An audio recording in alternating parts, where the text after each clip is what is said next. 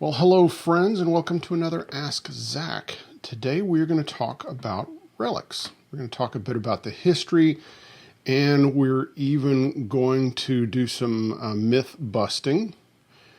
And then I'm going to, kind of talk about my feelings about relicking. So I think you probably know how I feel to a degree. So while you're thinking about it, if you've been enjoying the show, please go down and subscribe. If you've already subscribed, then please go to askzach.com and you can pick up a t-shirt or a mug. And also there's tip jar information in the description if you'd rather do that. But I appreciate that, and that's what keeps the show going. Thank you. All right, so relicking. So long, at least a couple of years before the Relics came out, I witnessed relicking.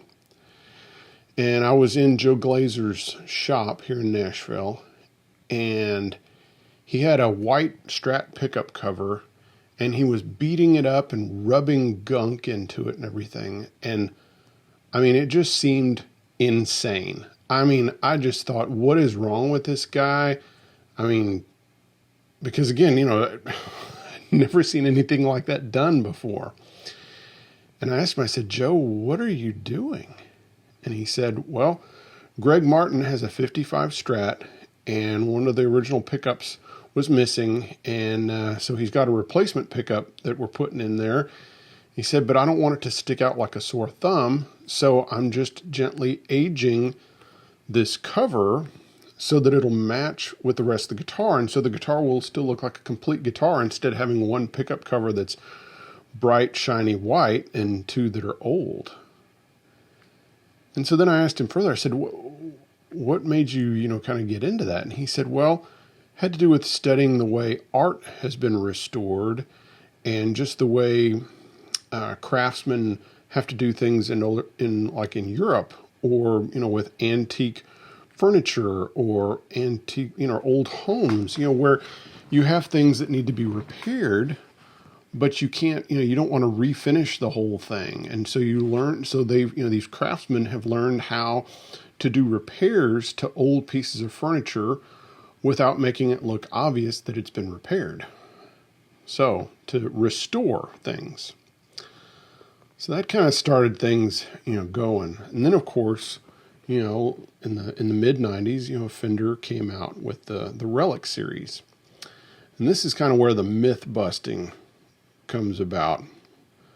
All of a sudden this story started being told, and it was the Relics came about because Fender sent some guitars to Keith Richards, and he saw them and he said, they look too new. Why don't you go beat them up and bring them back?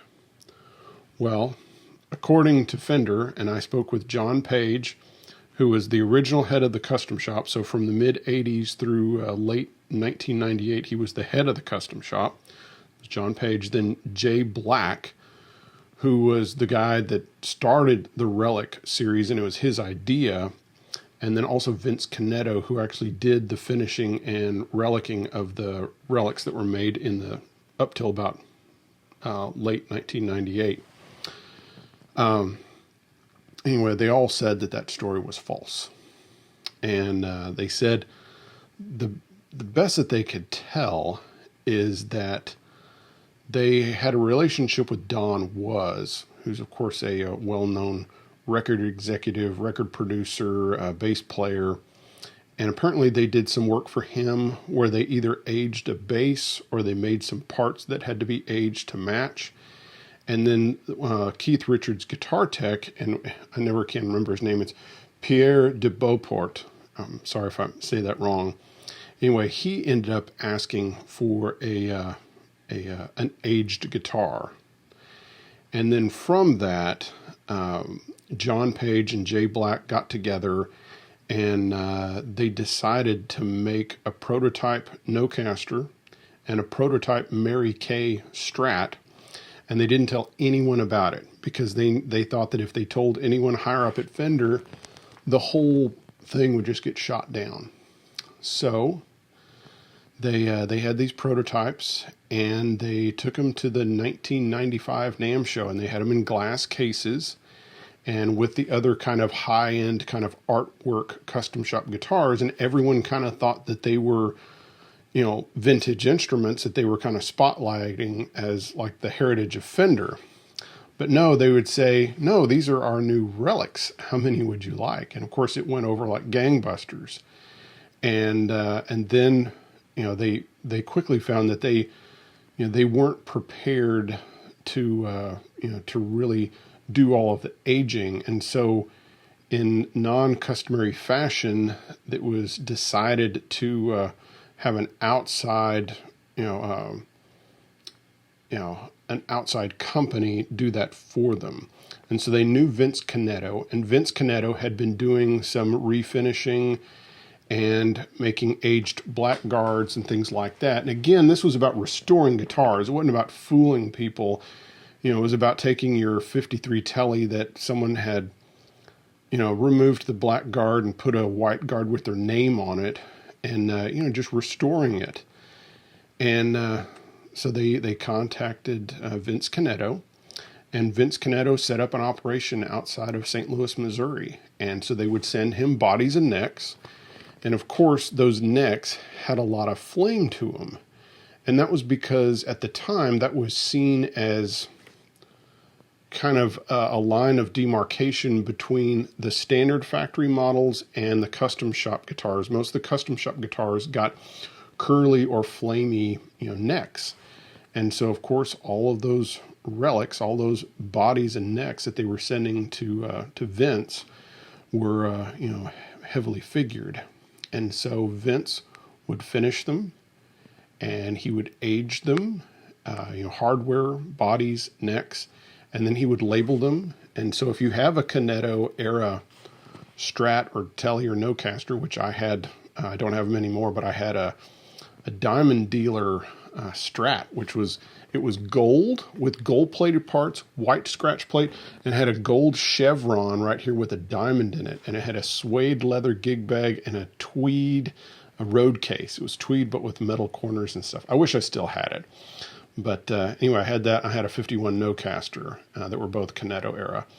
And so if you take them apart, you can find that they have these white stickers on them with numbers, and that's so that it lines up, because he would match bodies to necks, and then he would send all the hardware and screws and bodies and necks back to Fender, and then that's when it'd be made into an actual guitar.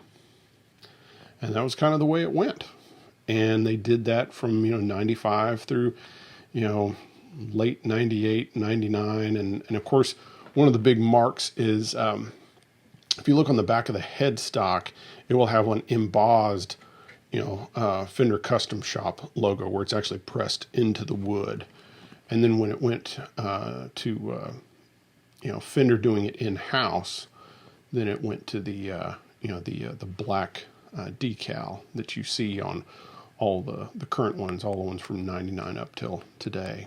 So that's kind of the story of the Relics. And then how do I feel about them? Well, I like Relics. I like them a lot. I think, frankly, good relicking it's art. It's fine art. I mean, this is a Danocaster, and this was made in 2019, and I think his aging, is amazing. I mean, and I tend to go for lighter aging. I don't really go for heavily aged most of the time, and the reason for that is I think it's easier to make it look more realistic if you're doing light aging. I think the heavier the aging, the harder it is to do. And I think to do it correctly, you have to charge more for it. And I think one of the few that does it well is, I think Dan does a great job of it, but I think Nacho, I don't know who's doing it, if he's doing it himself or, he has other people, working for him doing it. But I think as far as heavily aged, he does a good job. I will say that Fender made a really cool run of what was called heavy relic Telecasters. They made 1953 heavy relic Telecasters in 2011 and 2012. And I have to say, they are some of the most convincing looking, kind of post-Cunetto, relics. And I know that Duke Levine plays one a lot. A lot of times when you think it's his original Blackguard, he's actually playing a 2011 heavy Relic, and you won't be able to tell until he turns and you see the decal on the back of the headstock. But those are really cool guitars. Of course, I love Jeff Sinn's aging. I love Dan Strain's aging. And then, even though he's not really known for it, Bill Crook does great aging. And so this is the Paisley Telly that he did, that he, of course, added toner, and reliced the sides and the neck and everything. And he does great work. The reason I like Relics is it just kind of, the guitar already feels kind of comfortable. And if they've rolled the fingerboard edges, I mean, that's a big part of it to me. But I think also it takes the curse off of what I call, the first ding. And when a guitar already has some relicking on it and stuff, I just feel like I can go take it and do whatever I want with it. I still want to be careful with it, but I don't feel so scared about something happening to it. So I really like the Relics. I think it's a cool thing, and again, as long as it's done well. I don't want to get into like a bashing thing, but I will say, a lot of guys don't do it well just because they haven't looked at old guitars. I mean, if you want to do good Relics, you need to have either owned old guitars or you need to own a lot of really good books. And Dan Strain does good work because he's owned a lot of old guitars, and he has a huge library of books, on old guitars. And, he's constantly looking at pictures. Dan Strain and I went to Songbirds Museum, which just closed, down in Chattanooga. We went there a couple of weeks ago, right before they closed.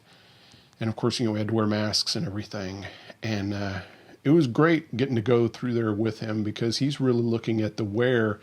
And sometimes he'd be disappointed when he saw an old guitar that was in mint condition, because he would rather see one with some checking in the finish and stuff so that he could pick up, new ideas. And so, ton of respect for that. Yeah, and Vince Cunetto is a friend, and really enjoyed getting to hang out with him at NAMM shows and things like that. And he's a real artist.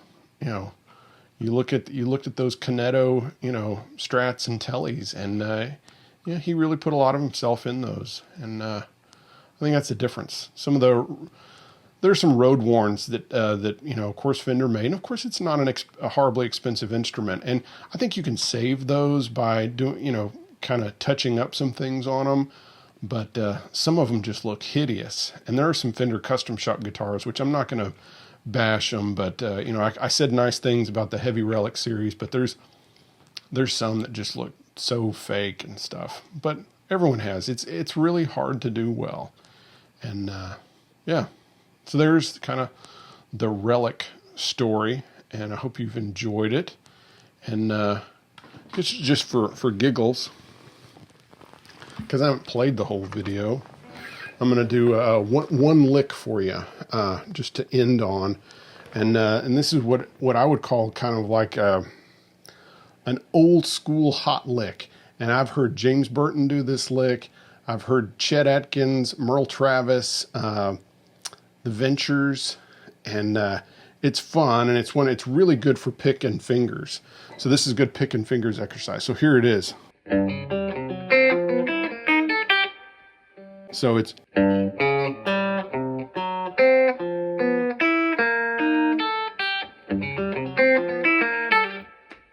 that's fun. It's fun to play it like on Working Man Blues, You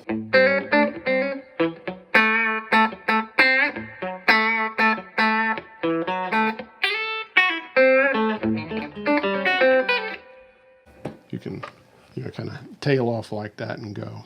So anyway, little lick for you to end on a fun playing note. So, but thanks for watching, and I'll see you next time. Bye-bye.